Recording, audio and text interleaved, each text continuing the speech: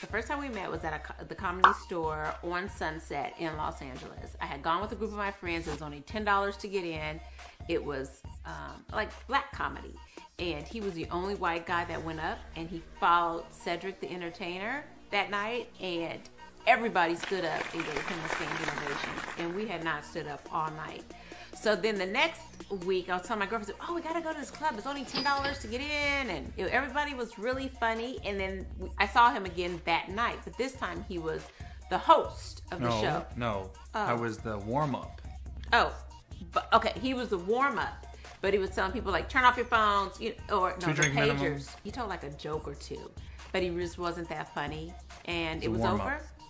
Well, I didn't know what a warm-up was. I just knew you weren't funny that night. Oh. Okay. I was in the audience that night. So they said, Gary, can you come do the warm-up? Which basically means what she said. 2-drink minimum, keep table talk, keep your energy up. Turn your pager off. Right. And maybe throw in a joke. But I guess her story is, when I walked on the stage, she told everybody in her group, this the guy I was telling you about. He was so funny last week. And they all looked at her like, really? And then we were walking out to our cars. He was standing along the side. Looking for chicks.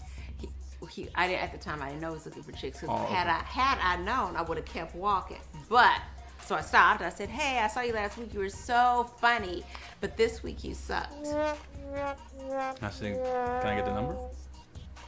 I didn't give you my number that night. Yes, you did. I did not. I know I didn't. Oh, you should give my number on the first date. You want to know how I know I got her number? She had on these pants that had all these patches on, very Thelma from Good Times, like pants. That are now back in style. Right. A half top, white, because she had her breasts really out and she had a flat stomach. They weren't out. They were covered. It was a good outfit for her body. Accentuated all the right parts. So, all right. You want to come back? I can leave some tickets. And then that was it. Talked for about a year on the phone. A year.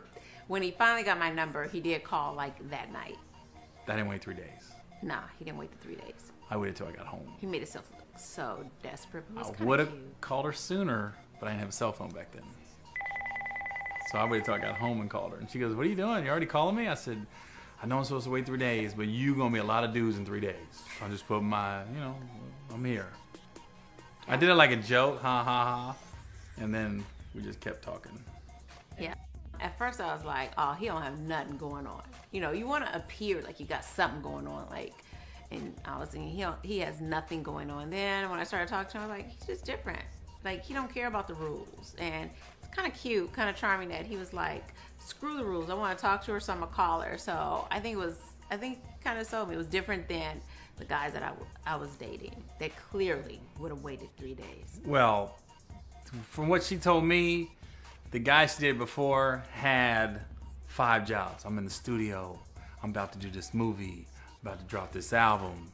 I'm hanging out with this ball player. They had so much stuff going on. If she talked to me, I'd be like this. I'm a stand-up. I'm going to tell jokes here tonight. And tomorrow I'll be telling jokes here.